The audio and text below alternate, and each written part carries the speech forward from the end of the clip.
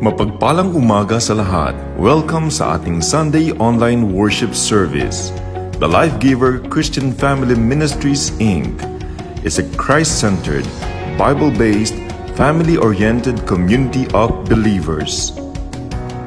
Worship with us online every Sunday 9 a.m.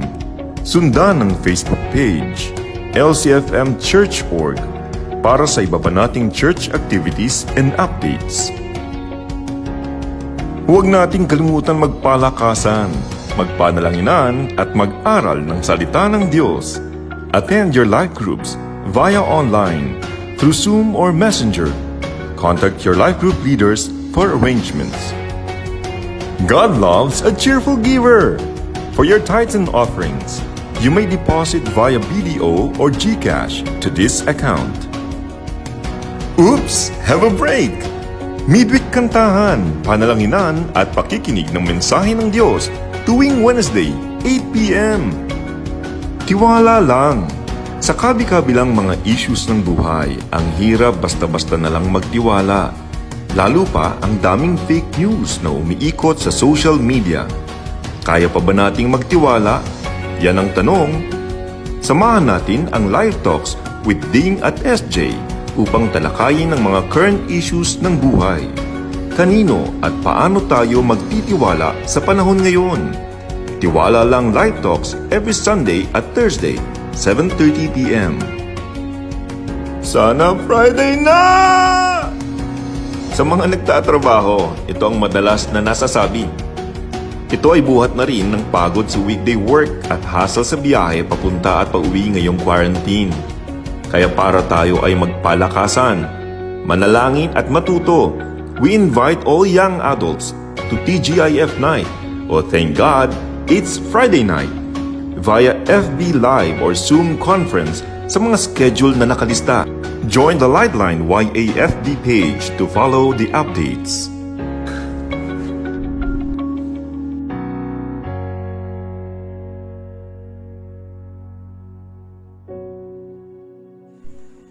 Magandang umaga po mga magulang at mga kapatid sa Panginoon.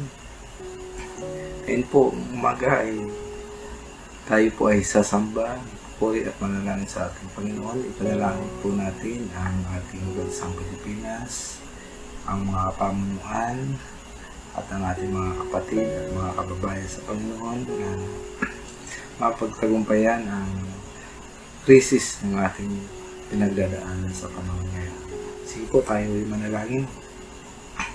Ama naming Diyos at makapangyarihan sa lahat, salamat po sa inyong mga salita na nagpapalakas, nagbibigay ng encouragement sa buhay ng bawat mananampalataya. Nawa o Diyos ay ibahagi po namin ito sa mga tao hindi pa nakakilala sa iyo, Panginoon, upang sila po ay manumbalik, magbalik loob sa iyo, sumunod sa iyo, manampalataya sa iyo, Panginoon. Kaya po, Panginoon, sa araw na ito, kami po ay sasamba at magpupuri sa iyo, Panginoon. Samahan niyo po kami, Panginoon. Lahat ng gagamitin mo sa bawat iglesia sa sambahayan ng Pilipinas, Panginoon. Lord, gamitin niyo po ang church na ito, Panginoon, upang maraming tao ang ma-encouragement, Panginoon, makapakinig ng iyong mga salita. Gamitin niyo po ang mga pastor, Panginoon, ang mga missionary, ang mga lingkod niyo po, Panginoon, ang mga tagapanguna, upang, Panginoon, maparangalan ang iyong dakilang pangalan sa pamamagitan ng paglilingkod namin sa aming kapwa. Panginoon, dinadalangin din po namin ang aming mga kapatid na sa kabila ng krisis na o Diyos ay lumago sila sa kanilang pananampalataya sa iyo, Panginoon. Matuto ang bawat isa sa amin na maniwala, sumunod sa iyo, Panginoon, sa kabila na hindi kami magkakasama.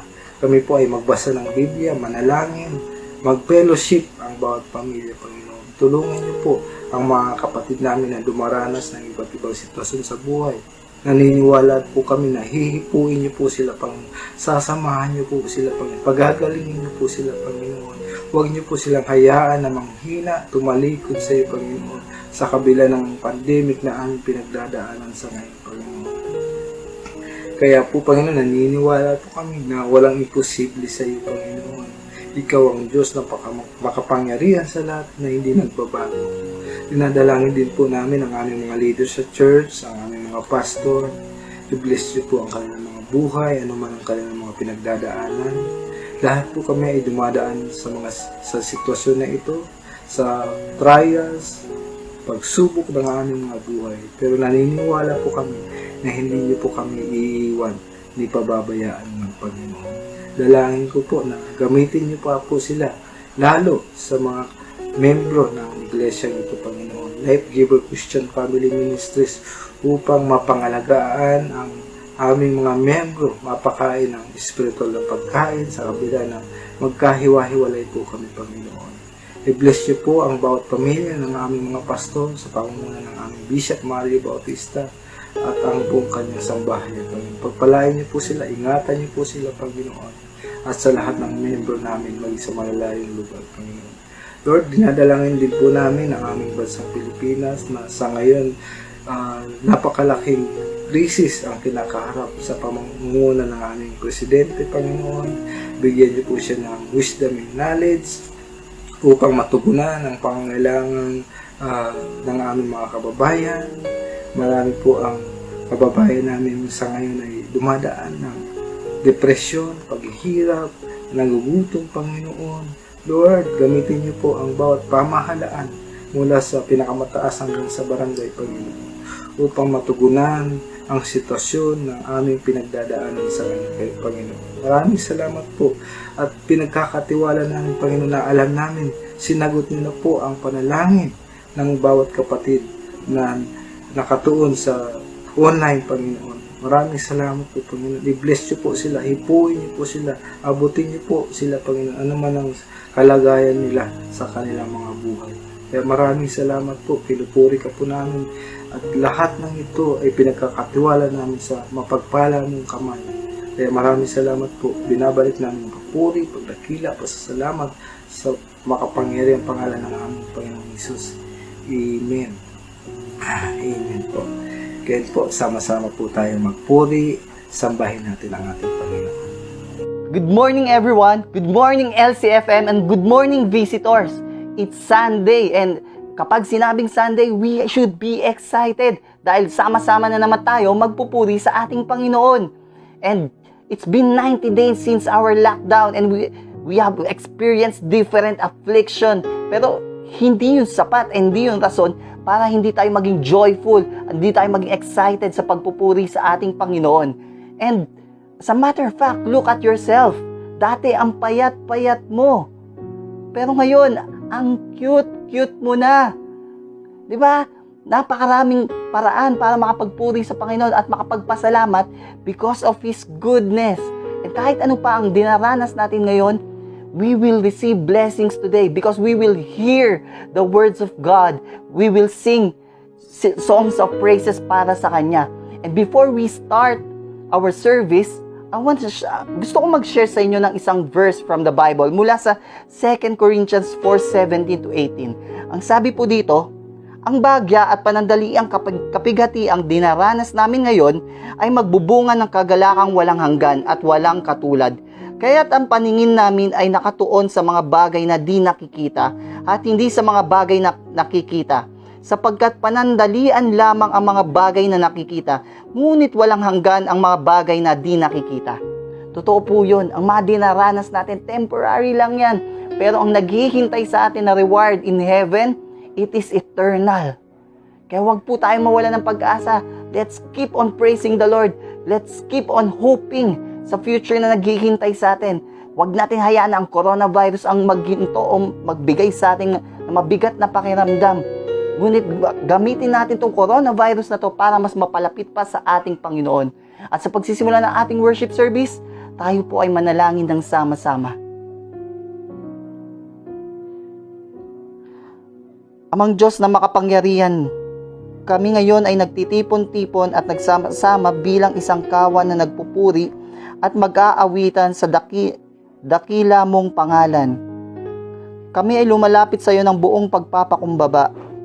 Nilalapit namin sa iyong paanan ang hinaing ng iyong bayan at dalangin ng mga na may kagalakan. Unang-una ay patawarin mo kami sa aming mga kasalanan at pagkukulang. Suriin mo, Panginoon, ang aming kalooban. Baguhin mo ang hindi kaaya-aya sa iyo. Sa aming galaw, sinasabi, iniisip at nararamdaman, linisin mo, Panginoon, ang alinmang karumihan. 3 buwan na mula kami ay salantahin ng coronavirus.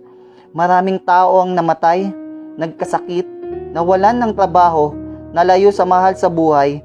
Iba't ibang kapighatian at sakit ang nararanasan ngayong panahon ng pandemic. Pero sa kabila nito, we will be still and we know that you are God. We know, Lord, na walang imposible sa iyo. We know, Lord, ikaw ang Diyos na compassionate. Ikaw ang Diyos na merciful. Ikaw ang Diyos na umiibig sa kanyang mga nilikha. At dahil nalalaman namin na ikaw ang Diyos na gumagawa, our waymaker, we pray for healing across the world. Healing to those afflicted in every way. To those who are sick, to those who are heartbroken and discouraged. May you continue to heal each and every one. Para naman sa mga tao na nalalagay sa alanganin ang kanilang kalusugan, para lamang makapagtrabaho at may maipakain sa kanilang pamilya, we pray for protection, we pray for strength, and we pray for hope. We also remember in our prayers yung mga taong nawalan ng trabaho at nakakaranas ng gutom. Lord, we pray for provisions sa kanila. Naway gamitin mo ang mga Kristiyano upang tumugon sa pangangailangan ng mga taong ito. We also pray for peace lalo na ngayong may pandemic. Iba't ibang tensyon, kabi-kabila ang nararanasan sa iba't ibang panig ng mundo. Lord, may you enlighten each and everyone na hindi matatamo ang kapayapaan sa patuloy na bayolenteng paraan. Ngunit ito ay makakamtan lamang sa pamamagitan ng iyong mabuting balita.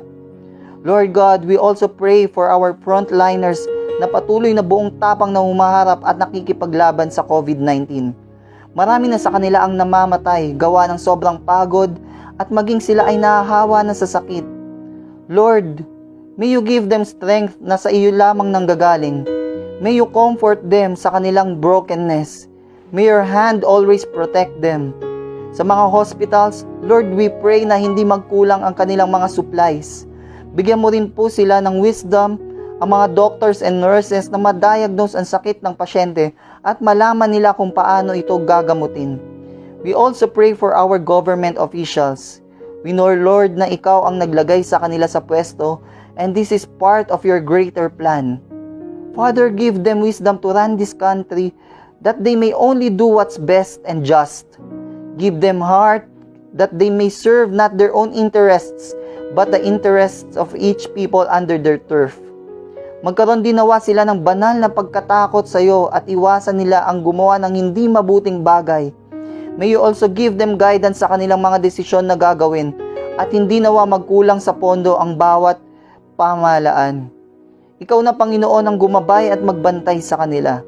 And Lord, we still believe in miracles. If it is your will na tuluyan nang mawala ang virus na ito, let it be done in your glory. At sa patuloy namin na pag-aaral ng iyong salita at pag-aawitan, ang banal na spirito ang kumilos sa bawat tahanan ng iyong anak. Naway maranasan namin ang iyong walang katapusang pagpapala sa araw na ito. Panginoon, muli, ikaw ang aming itinataas, pinasasalamatan at inaawitan. At ang lahat ng ito ay dinadalangin namin sa pangalan ng aming tagapagligtas na si Jesus. Amen. Amen.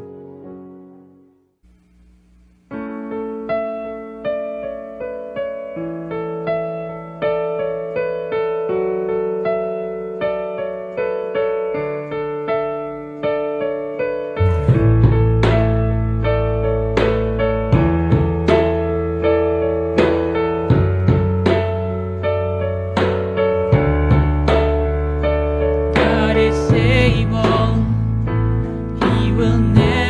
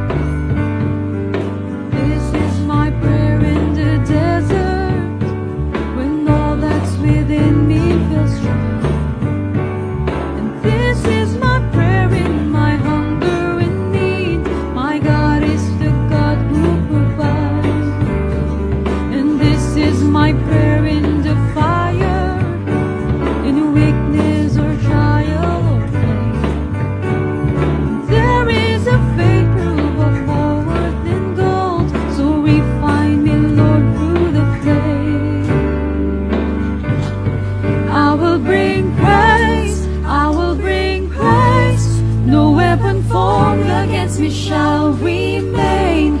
I will rejoice and I will declare, God is my victory and He is here.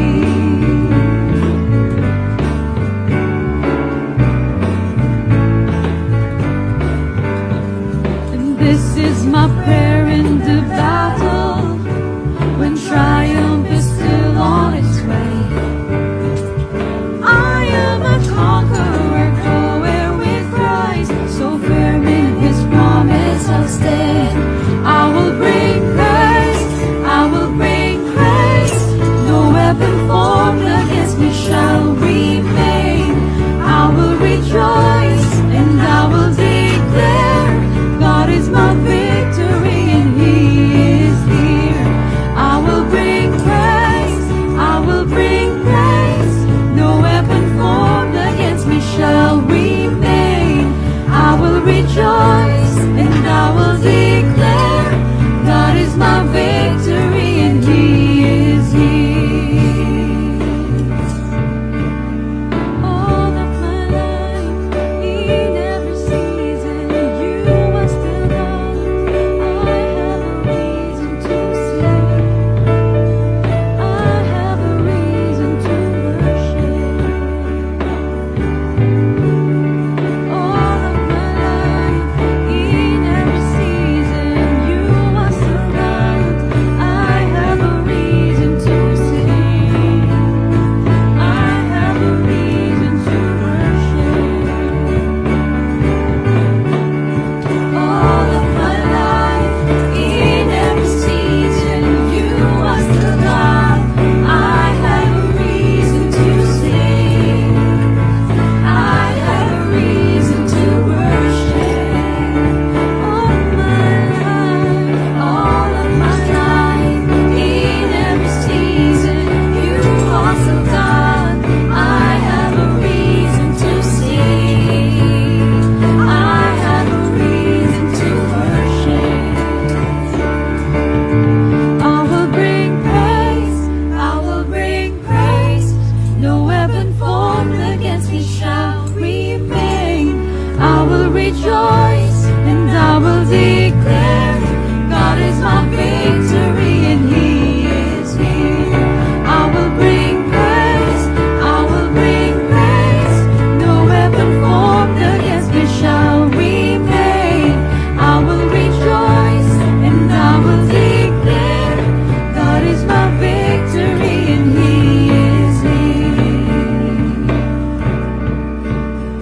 All of my life, in every season, You are still God. I have a reason to sing.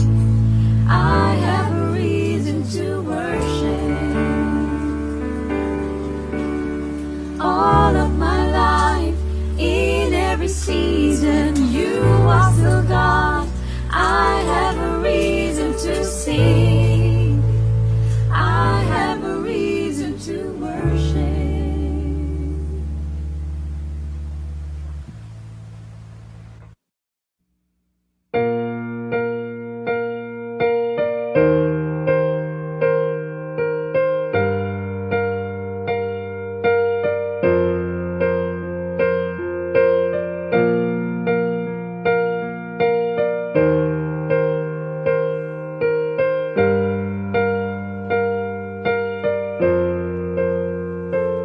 Be still, there is a healer. His love is deeper than the sea. His mercy is unfailing. His arms a fortress for the weak. Let faith arise. Let faith arise. I lift my hands to believe again. You are my refuge, You are my strength. As I pour out my heart, these things I remember. You are faithful, God.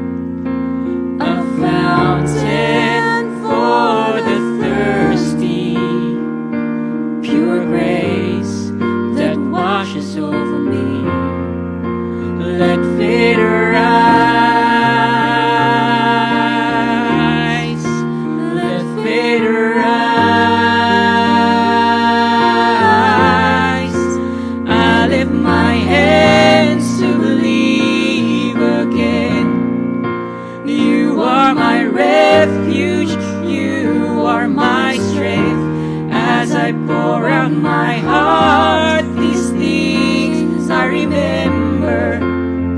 You are faithful, God, forever. I lift my hands to believe again. You are my refuge, you are my strength. As I pour out my heart these things I remember. You are faithful, God, forever. Let faith arise, let faith arise. Open my eyes, open my eyes. Let faith arise, let faith arise. Open my eyes, open my eyes. I lift my hands to believe again.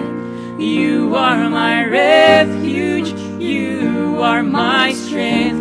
As I pour out my heart these things I remember. You are faithful, God, forever.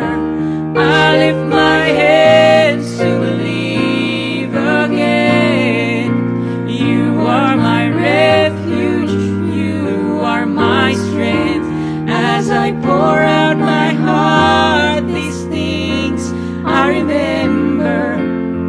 You are faithful, God, you are faithful, God, forever.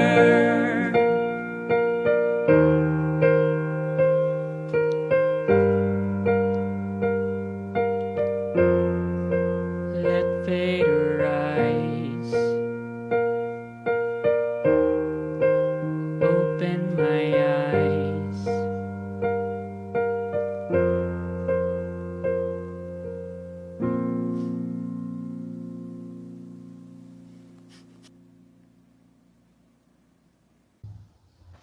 Ang atin pong pag-uusapan ngayon pong umaga sa atin pong Sunday worship ay meron pong pinamagatang The Goodness of God in Hardship.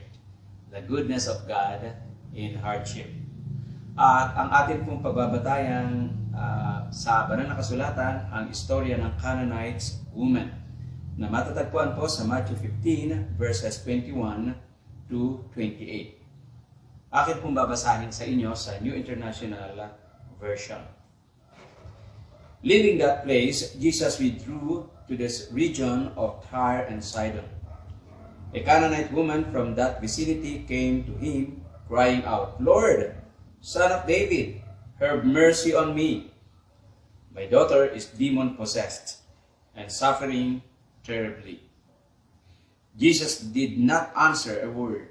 So his disciples came to him and urged him, "Send her away, for she keeps crying out after us." He answered, "I was sent only to the lost sheep of Israel." The woman came and knelt before him. "Lord, help me," she said.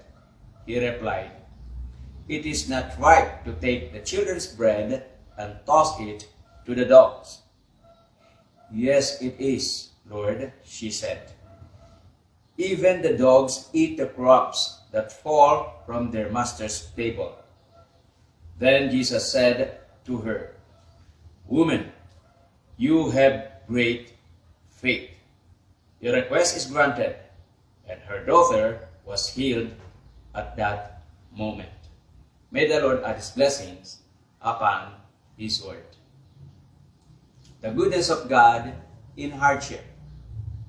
Ano po ang ating ibig sabihin ng the goodness of God in hardship? Na sa hardship, sa difficulty, sa problems, sa trouble na ating naranasan, ay makikita po natin ang goodness of God. Makikita po ba natin ang goodness ng God sa mga difficulty na ating pong nararanasan ngayong pandemic na ito? Ngayong sa COVID-19 na ito? Well, sa ating areas ng ating buhay, ano po ang mga difficulties, hardship na atin po naranasan. Posibleng sa financial, wala po tayong mapagkakakitaan. Ang iba sa atin ay walang trabaho, o kung tayo po ay may business ay hindi tayo makapag-function ng tama at tayo po ay nalulugi. Makikita po ba natin ang goodness ng God sa ating problemang ito? Ganun din po sa education. Alam niyo po, ang mga mag-aaral ngayon, ang millions of students ay hindi pumapasok sa eskwela. At ang ginawa pong strategy ng government ay sa kanilang mga tahanan sila mag-aaral. Subalit ano po ang implication nito? Kailangan nila ng laptop, computer. Subalit alam naman po natin ang hirap nito. Hindi lahat ay may internet. Hindi lahat ay may access sa communication. At hindi lahat ay may computer at cellphone. Problema sa education. Makikita po ba natin ang goodness ng God sa hardship na ito? O maging sa atin pong mga pamilya na nagkakaroon ng karamdaman, nagkakaroon ng mga hindi magagandang relationship. Makikita po ba natin ang goodness ng God sa hardship na ito? Opo.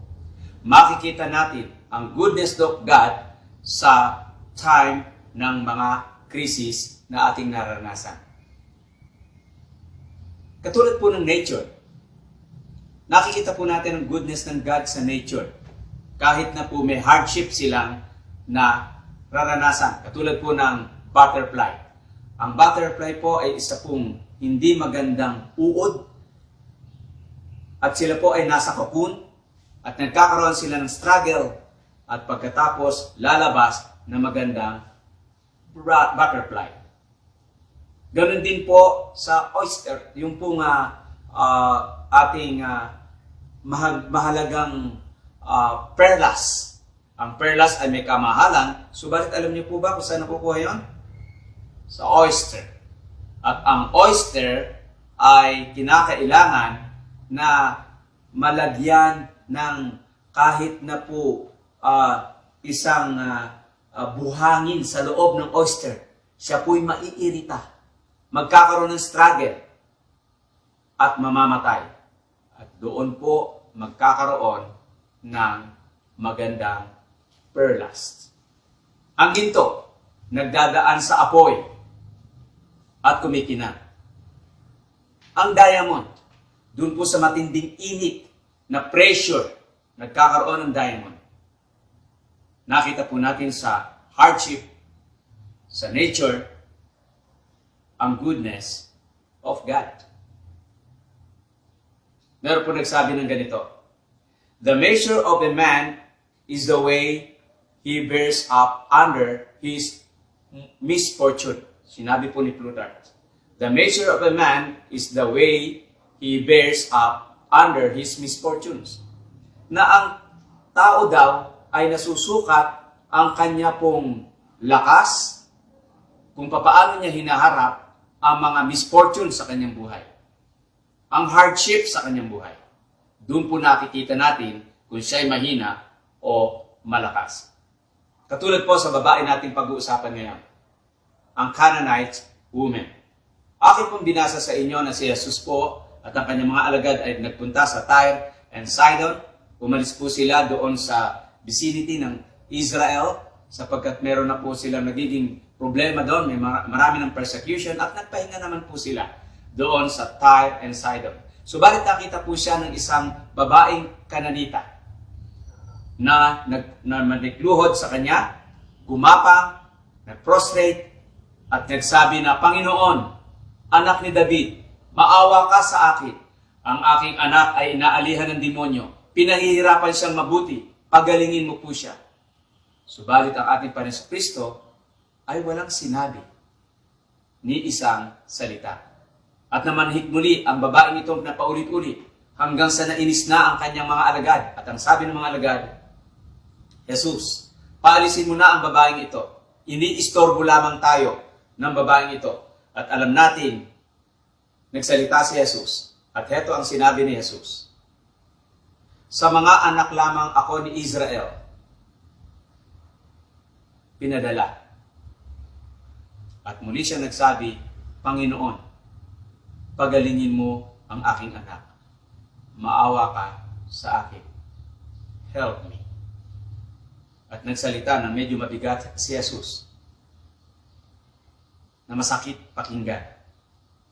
Alam mo, hindi ibinibigay ng magulang ang tinapay sa aso. Subalit nagsalita ang babaeng ito, Opo, Panginoon, maging ang aso man ay kumakain ng mga nahuhulog na mumo sa dulang ng kanyang master. At nagulat ang mga alagad na sinabi ni Jesus, malaki ang iyong pananampalataya. Ngayon din, magaling na ang iyong anak.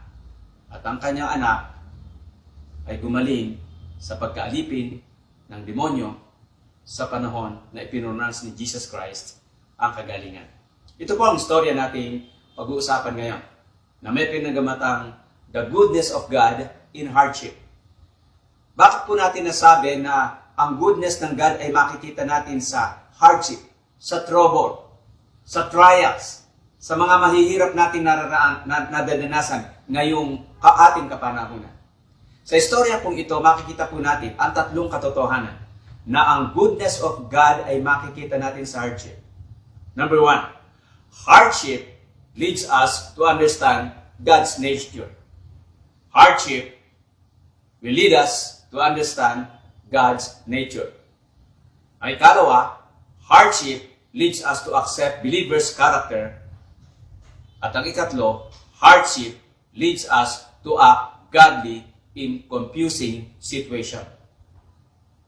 Ang una po, nakatunayan na makikita po natin na ang hardship ay nagpapakita ng goodness ng God. Sa istoryang ito, hardship leads us to understand God's nature. Na sa hardship ay makikita po natin ang nature ng God. Subalit ang problema sa babaeng ito, ang nature ng God na kanyang naiintindihan ay kontra sa kanyang karanasan. Ano po ang kanyang pagkakakilala sa Diyos? Siya po ay nagtitiwala sa Diyos. Hardship leads us to understand God's nature as we trusted Him fully. Kung mapapansin po natin na ang babaeng ito ay nagtitiwala sa ating Panginoon. Paano po natin nasabi sa ating storya na ang babaeng ito ay nagtitiwala sa Panginoon? Kung mapapansin po natin, binanggit niya ang Panginoon at anak ni David. Ano pong klaseng pananalita ito? Anong klaseng pananampalataya? Ang kanyang pananampalataya ay may katangian pong submissive faith. Nagsubmit siya sa ating Panginoon na pagpapakita ng kanyang pagtitiwala. Lord, submission. Ang uri ng kanyang pananampalataya ay submissive faith. Meron pong pagpapailalim sa kapangyarihan ng ating Panginoon Kristo. Sapagkat ang sinabi niya, Lord. At alam po natin sa kanilang kapanahon na pag sinabi mong Lord, ang sino man, ay nagpapailalim ka sa kanyang authority. At alam natin, ang Lord ay wala na pong karapatan ang kanyang servant sa kanyang sarili. Ang Lord ang meron na pong kapangyarihan kung ano man ang ibig gawin ng Lord. Binili na siya. At ganoon ang sinabi ng babaeng ito. Wala na akong karapatan sapagkat ikaw ang aking Lord. Hindi lamang po submissive faith ang nakita natin na katangian ng babaeng ito, kung hindi authoritative faith. Pag sinabi nating authority, saan po natin nakuha yon? Yung kanyang sinabi na, Son of David. Son of David. At sino ba si David? King. At kinikilala ng Canaanite woman na ito na si Jesus ay anak ni David. Na ang ating Panginoon Kristo ay isang hari. Alam niyo po ba ang background nito? Mabigat ito. Mabigat sa context ng Canaanite woman. Hindi binanggit ng Canaanite woman ito sa Israel. Nakatanggap-tanggap si David. Binanggit niya ito sa Tyre and Sidon na hindi parte ng Israel. At doon nakatira ang Canaanita, ang mga Canaanites. At alam niyo po ba, ang Canaanites ay mga matalik o matinding kaaway ng mga Israelitas. At alam niyo po ba kung sino ang isa sa nagpalayas sa mga Canaanites doon sa Israel? Sapagkat ang history ay umalis po ang mga angka ni Jacob at nagpunta doon sa Egypt at pumunta ang mga Canaanita. Subalit nung bumalik ang mga Israelita doon sa Israel, pinailis na sila ng mga Israelites. Lagi po silang nag-aaway. At ang Canaanites woman na ito ay binanggit, son of David, at hindi doon sa lugar ng Israelita, kung hindi sa lugar ng kanilang mga na tinitirhan ng mga Canaanita o Canaanites. Ano pong kasalanan yon pagka binanggit ito ng isang citizen? Treason. Pinagkakanulo niya ang kanyang bansa. At posibleng naririnig ito ng maraming tao, ng kanyang mga kababayan, sapagkat siya ay humihiyaw, Lord, Son of David. Napakaganda ng pananampalataya ng babaeng ito. Merong submission sa authority ng ating Panginoon Kristo. Hardship leads us to understand God's nature as we trusted Him fully. At hardship will lead us to understand God's nature as we approach Him confidently. Kung mapapansin po natin, very confident ang babaeng ito. At nag-appeal siya.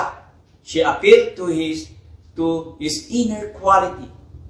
Have mercy on me. Pag sinabi po natin, have mercy on me, maawa ka sa akin. Ano po ang ibig sabihin nito? Sa context ng babae na nagsasabi, Panginoon, inaalihan ng demonyo ang aking anak.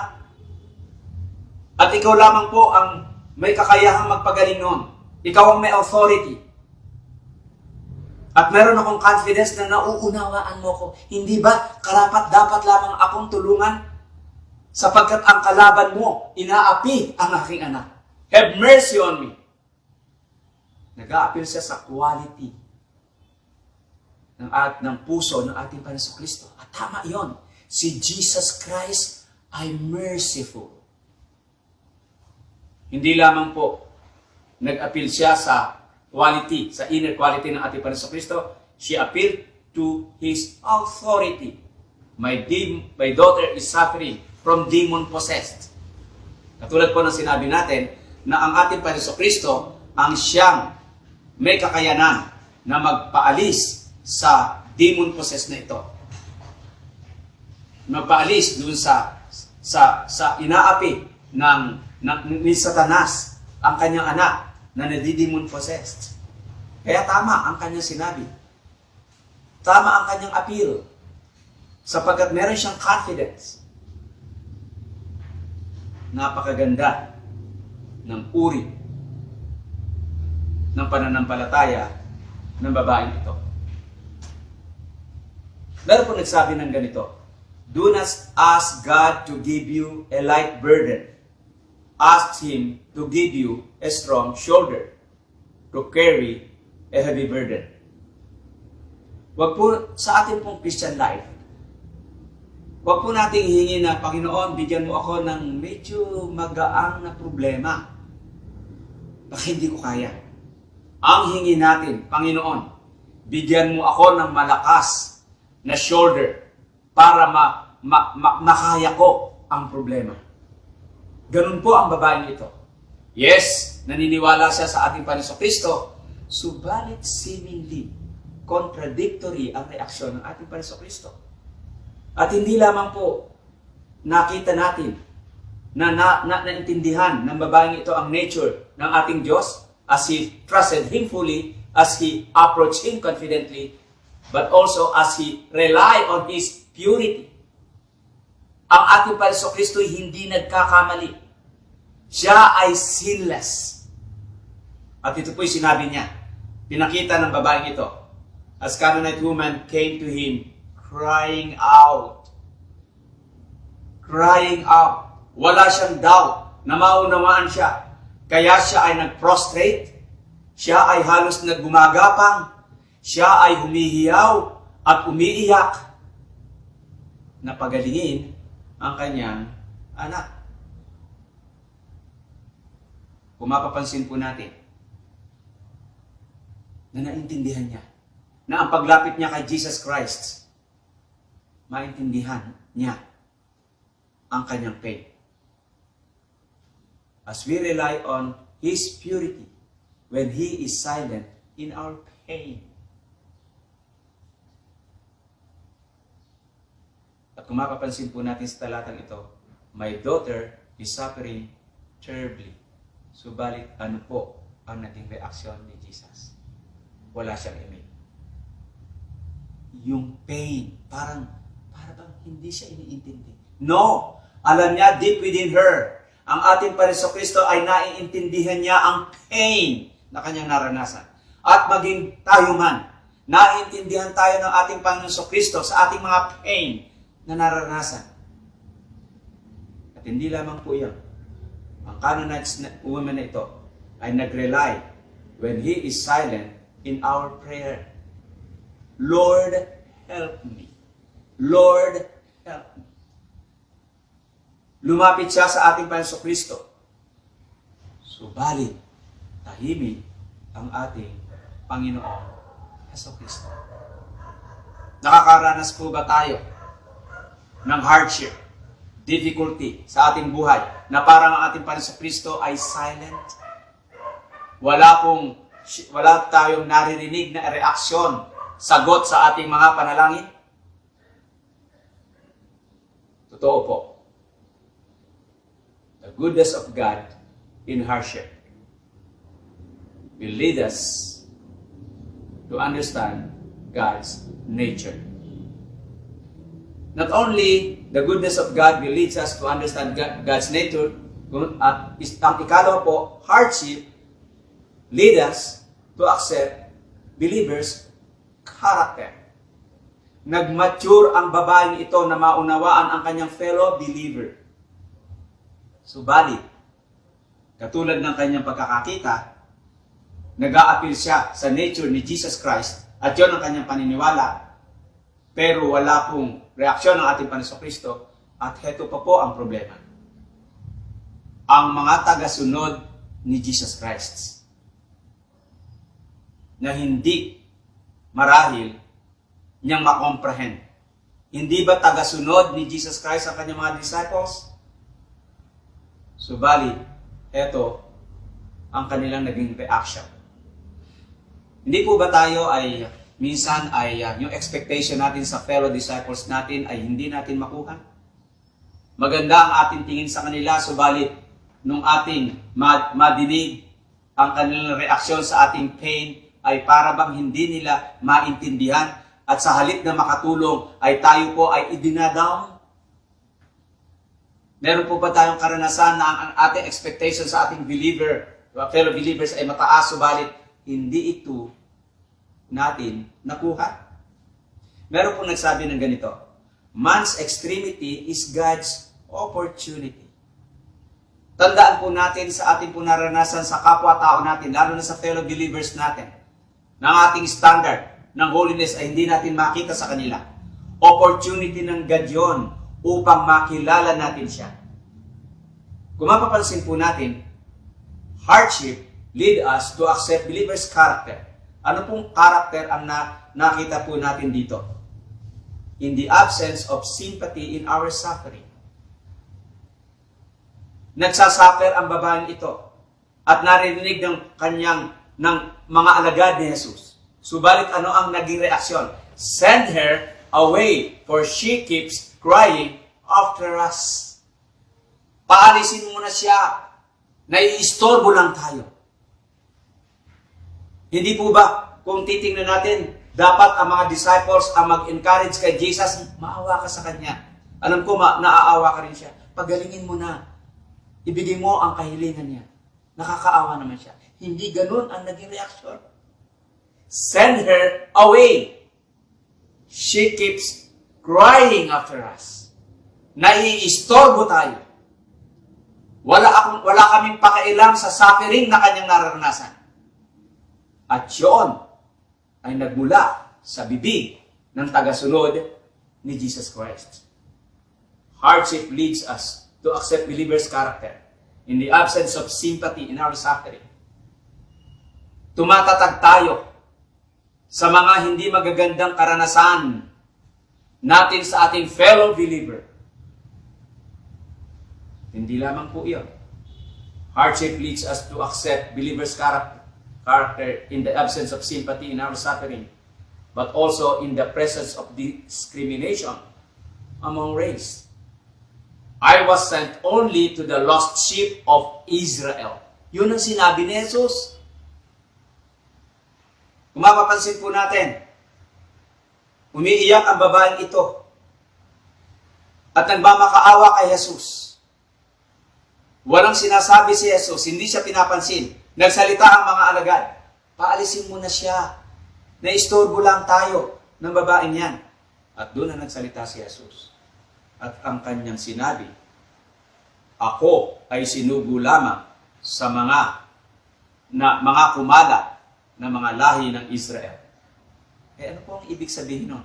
Siya ay Canaanite woman. Hindi siya Israelita. Ano pong puntos doon na makikita natin? Hindi po ba ngayon ay may nangyayari sa Amerika na problema sa racism? Si George Floyd ay napatay, isa pong black American, at nagugulo ngayon ang US dahil sa racism. Kung ako siguro ang babaeng ito, hindi ba ikaw ay walang itinuturing na Hudyo o Hentil sapagkat ikaw ang Kristo?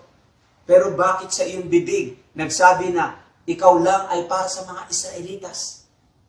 Subalit alam niya ang nature ng God. Bagamat ang kanyang naririnig ay kontra sa seemingly nature ng God, hindi siya nagkakamali. God is God. At katulad po natin ngayon, para bang ang Diyos ay malayo sa atin, tahimik sa atin, para bang ang ating mga prayer ay hindi sinasagot. Subalit tandaan po natin, ang God's nature, siya po ay mapagmahal. Siya po ay sumasagot sa ating mga dalangin. Siya po ay mas may mabuting layunin sa ating nararanasan. At ganon ang isipan ng babaeng ito. Walang discrimination sa ating Panginoon Kristo. Pero seemingly, parang meron. At hindi lamang yun. At ito po ang mabigat. Hardship leads us to accept believers' character in the absence of sympathy in our suffering, in the presence of discrimination, and in the existence of character malignment. Saan po natin nakuha ito? Nung sinabi ng ating Panginoon Kristo, eto, it is not right to take the children's bread and toss it to their dogs. Ano po ba ang ibig sabihin nun? Hindi tama na ang tinapay ay ibigay sa mga aso na para lang sa mga anak. Alam mo po ba ang ibig sabihin nun? Kung ano ang aso sa context nun? Pag sinabi kang aso, nung kapanahon na nun, minalain ka ng iyong kapwa. Sapagkat ang aso ang isa sa pinakamaruming creature nun. Kumakain ng suka. At sasabihin sa iyo, ikaw ay aso. Siguro kung ako po iyon, sasabihin ko kay Jesus, Jesus, lumapit ako dito. Ang pagkakakilala ko sa iyo, mapagmahal. Ang pagkakakilala ko sa iyo, maunawain. Pero hindi ganun ang nakikita ko sa iyo. Okay lang sana kung tahimik ka. Huwag mo na lang sabihin sa akin na hindi mo pagagalingin ang aking anak. Pero yung aking pagkatao ay masyado mo nang ibinababa at sinasabi mo na ako ay aso, sobra ka na. Subalit, hindi ganun ang pagkakakilala ng babaeng ito kay Jesus. Si Jesus ay may layunin. Si Jesus ay may ipinapakita. Si Jesus ay hindi nagkakasala. At heto ang kanyang sinabi. Ang ganda ng kanyang sinabi. At yun po ang ating third point na makikita po natin na the goodness of God in hardship. Hardship leads us to understand God's nature. Hardship will lead us to accept believers' character. And hardship will lead us to act godly in confusing situation. Napakaganda ng karakter ng babaeng ito. Bakit ko po nasabi na napakaganda? Siya po ay hindi nagkakamali sa kabila ng pressure na kanyang naranasan. Seemingly pressure sa Diyos, seemingly pressure sa mga follower ng Diyos, at seemingly pressure sa kanyang pamilya. Mahal niya ang kanyang anak. No question about it. Siya ay isang ina. Universal na reaksyon ng ina na talagang nahihirapan sa suffering ng kanyang anak. At yun ay alam ng Diyos. At yun ay alam ng Diyos. At hindi nagkamali ang babaeng ito. Hardship leads us to act godly in confusing situation.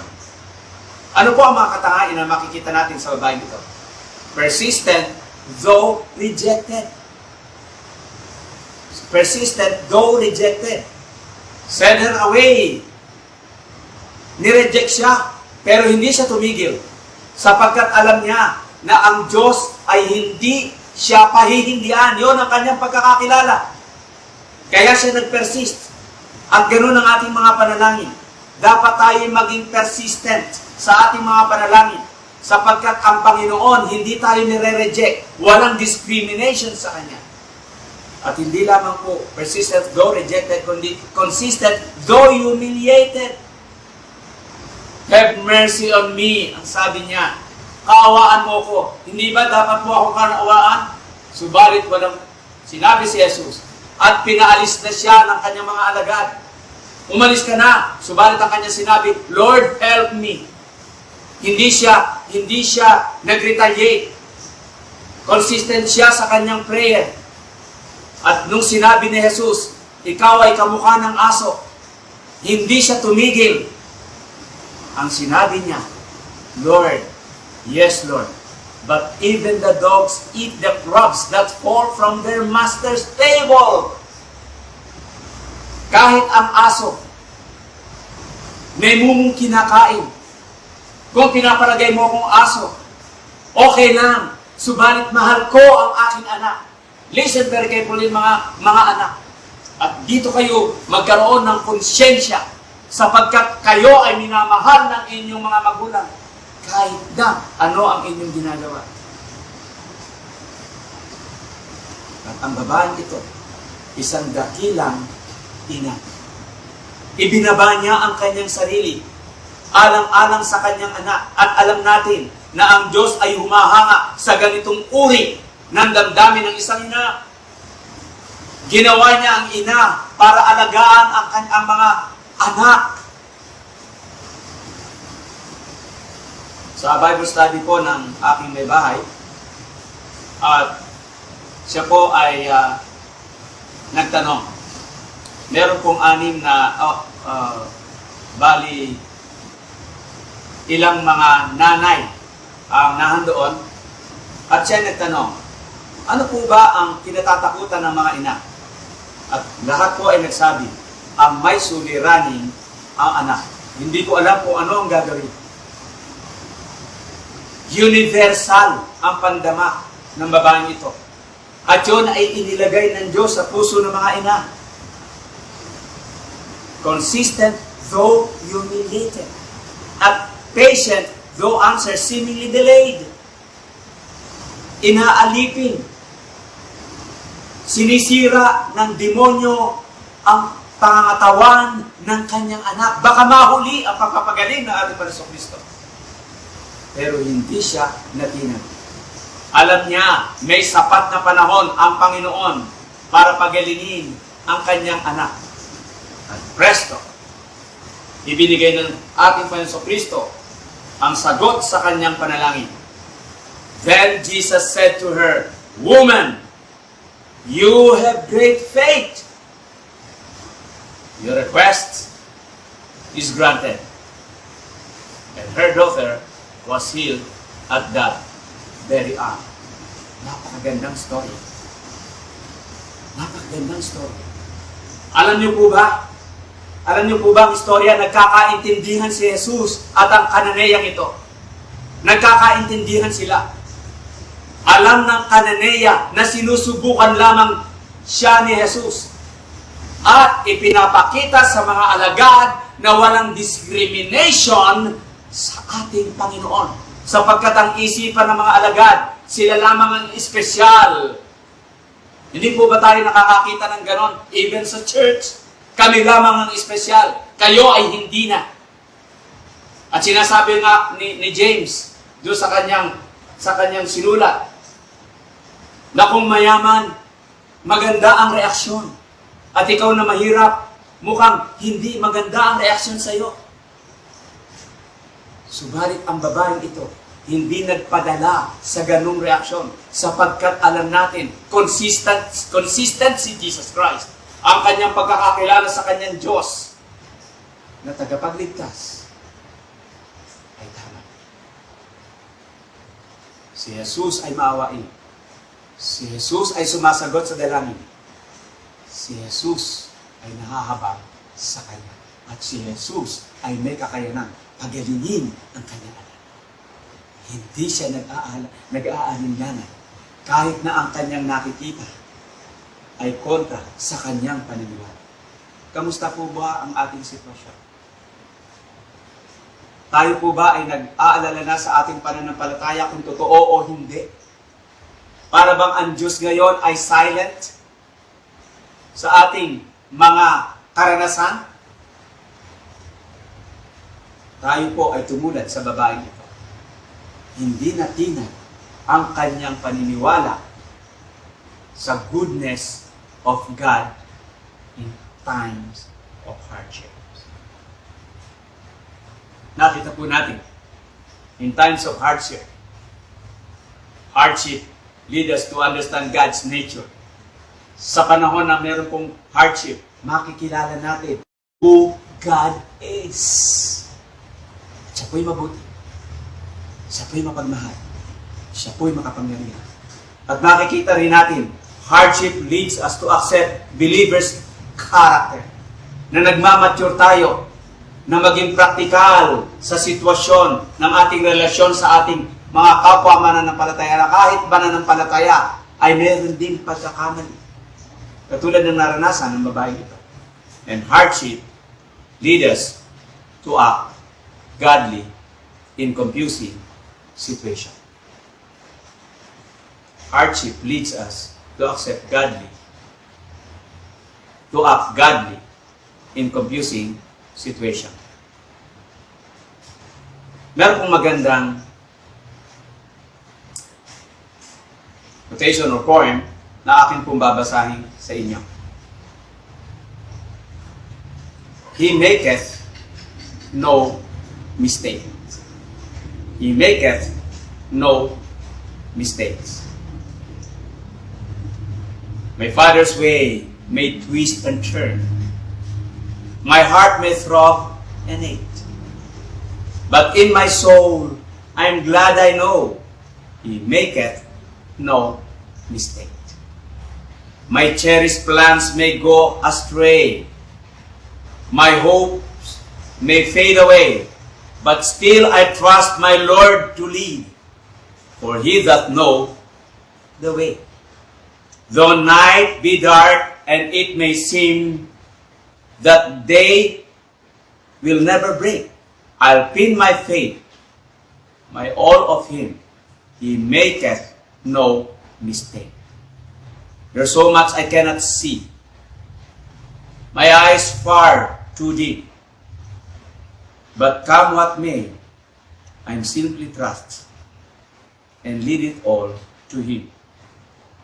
For by and by the midst will lift, and plain it all is He'll make through all the way, though dark to me, He maketh not one mistake.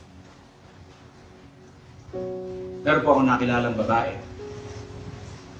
At ang babaeng ito ay naging member po sa church na akin pong pinagpapastoran.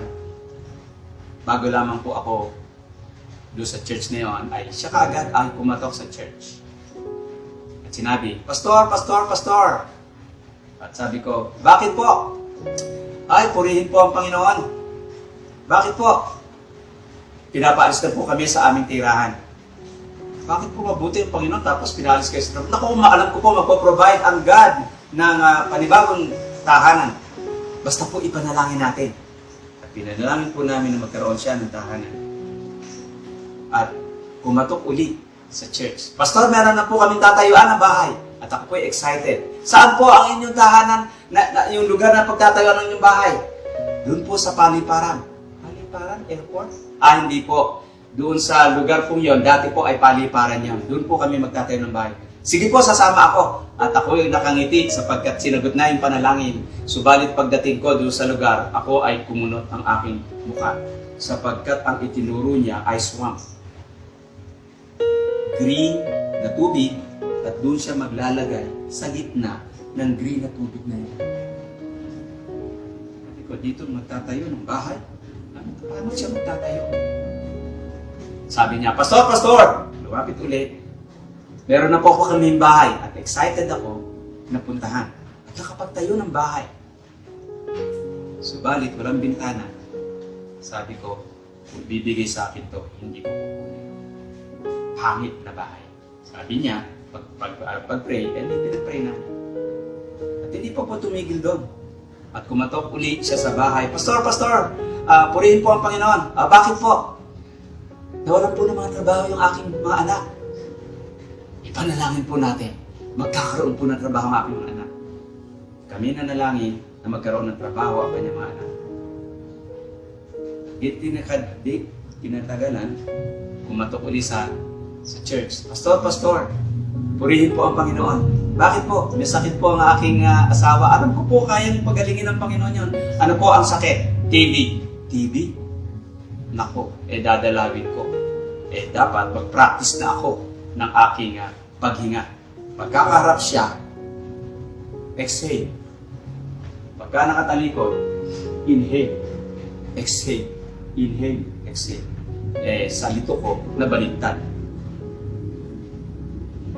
Pagkatapos, pumupunta uli siya sa church at sinasabi, Pastor, Pastor, Pastor! At mukhang hindi ko na gustong marinig ang kanyang boses. Sapagkat lahat ng kanyang request, lahat ng kanyang sinasabi, tragedy after tragedy. Bakit po? Panalangin po natin ang aking anak. Bakit po? Nasa ospital, inopera. O sige po. At pagkatapos noon, pumunta uli at nakataas ang kamay.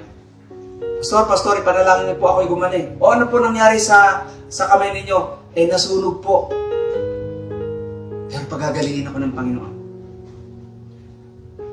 Tanan niyo po, literally, pag siya'y kumakatok sa church, kinakabahan ako.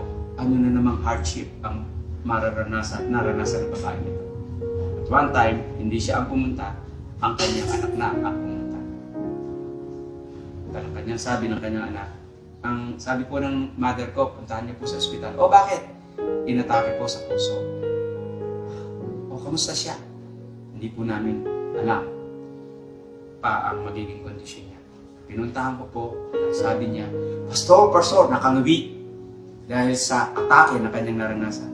Purihin ang Panginoon. Purihin ang Panginoon sa ganyang katatayuan. Pagagalingin ako ng Panginoon. Alam ko, pagagalingin ako ng Panginoon. My responsibilidad is to pray for her na pagalingin ng Panginoon. At kinalimutan ko na ang pangyayari niya. sapagkat ako na rin po ay hindi ko maintindihan bakit nangyayari sa kanya ito. Sunod-sunod na tragedy. At kinalingguhan, tumawag ako, sino po ang magpapasalamat? At yun po ang culture doon sa church. At maraming pumunta, subalit nakita ko po ang isang babae na hindi maalis ang aking tingin. Siya na may sakit. At siya pumunta sa harapan. At akin pong pinakinggan kung ano ang kanya request. Hindi po ba mabuti ang Panginoon? Ako po'y gagaling at heto na po sa inyong harapan. Ako po'y umalis na sa church na yon at nalipat din siya sa ibang church. At nagpunta po ako, medyo may katagalan ng panahon. At nakita ko siya, maayos ang pangatawan. At ang sabi, Pastor, pwede po ba niyong dalawin ako? O sige, magpapaalam ako sa pastor niyo at pupuntahan kita. At pumunta kami sa bahay niya at nagkwento siya. Alam niyo po, Pastor, napakabuti po ng Panginoon. Hindi ako nagtataka. Lagi niya sinasabi, mabuti ang Panginoon. Yung mga anak ko po na nawalan ng trabaho ay nakapunta po sa abroad at ang dami na pong pera na pinapadala. At ito pong bahay na ito at may tindahan, hindi ko na po kailangan ito. Pero gusto ko po kasi nga malibang. Napakabuti po ng Panginoon. Purihin ang Panginoon. At nung paalis po, ako ay nag-isip. Nag-isip sapagkat ako'y natakot sa kanyang sitwasyon. Mukhang kontra ang kanyang pinopronounce na mabuti ang Panginoon sapagkat ang dami niyang hardship na napagdaanan. At sinabi ko sa aking sarili, ganito ba ang aking Diyos? Natitiis ang aking mga members sa hardship? Tinanong ko, ano ang problema? Ang problema po ay ako. Mukhang hindi maayos ang pagkakakilala ko sa aking Diyos. Ang Diyos po ay mabuti sa panahon ng hardship. The goodness of God in hardship. Ang ating pong church, ang ibigyan pong diin ay discipleship. At meron po tayo talagang tagline sa ating pong Life Giver Christian Family Ministries na Disciple the World, Glorify the Lord. At ito po ay magagawa sa ating pong mga cell groups. At ang maganda po sa ating pong gagawin ngayon, after our worship service, ay meron po tayong binibigyan ng diin sa ating pong mga grupo-grupong mga gawain. Kayo po ay ini-encourage na pagkatapos po ng ating pong pananambahan ay magkaroon po kayo ng grupo-grupong pag-aaral. Maging ito man ay online o maging ito man ay sa inyo pong tahanan, ay ating pong gawin ang pag-aaral bilang grupo. Ano po? At sa ating pong paggawa ng grupo-grupong gawain ay meron po tayong discussion questions in line doon po sa ating nakaraang mensahe. At ito po ang mga guiding questions na magagamit po ninyo sa inyo pong pag-aaral. Narito po ang mga sumusunod na questions. Number 1, what hardship or hardships have you been encountering at present? What hardship or hardships have you been encountering at present? Ang ikalawa, evaluate your reaction or reactions when you face hardship. Evaluate your reaction or reactions when you face hardship. At ang ikatlo, compare your reaction or reactions with the Canaanite woman which we have just studied in the message this morning. At ang huli, what will you do to be sure that you will apply biblical reactions when you encounter hardships in the future? Tayo po ay manalangin.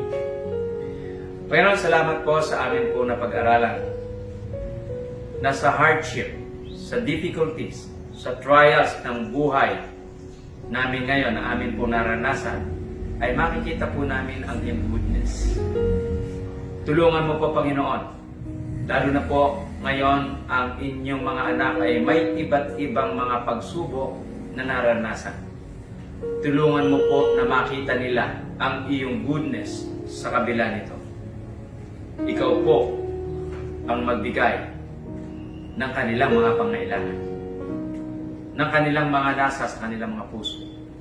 Lalo na po ang maturity na gusto mong maiproduce sa bawat isa sa amin. To Him who is able to keep you from stumbling and to present you before His glorious presence without fault and with great joy. To the only God, our Savior, be glory, majesty, power, and authority through Jesus Christ our Lord, before all ages, now and forevermore. Amen and amen.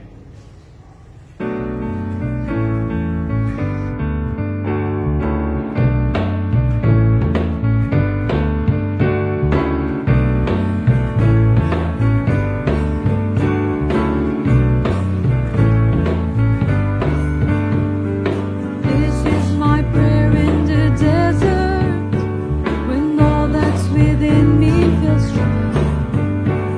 And this is my prayer in my hunger and need. My God is the God who provides. And this is my prayer in the fire, in weakness or trial or pain. There is a faith proof of more worth than gold, so refine me, Lord, through the flame. I will bring praise, I will bring praise. No weapon formed against me shall remain. I will rejoice and I will declare, God is my victory and He is here.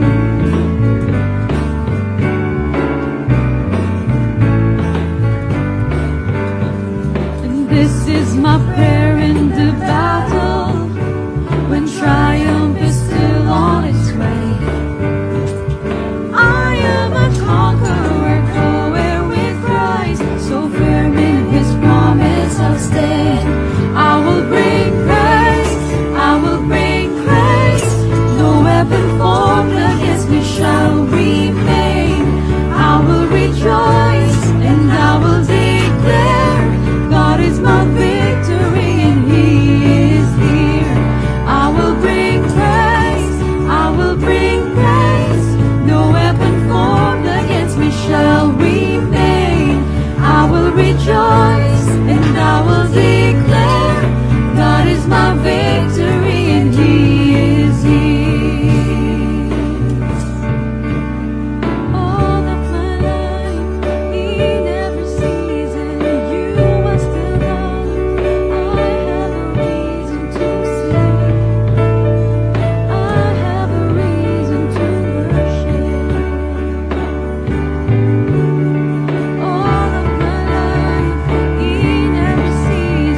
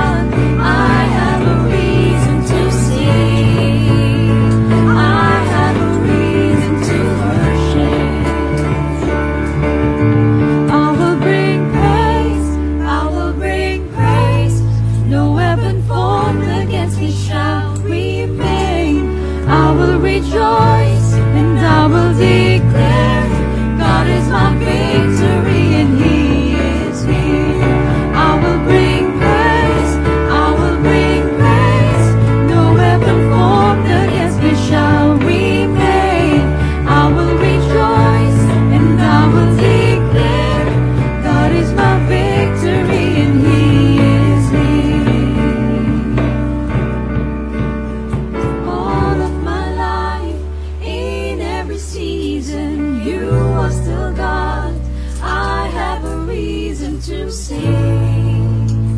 I have a reason to worship. All of my life, in every season, you are still God. I have a reason to sing. I have a reason to worship. Hallelujah. Why don't we stand to our feet? And let's worship the King of Kings. Hallelujah.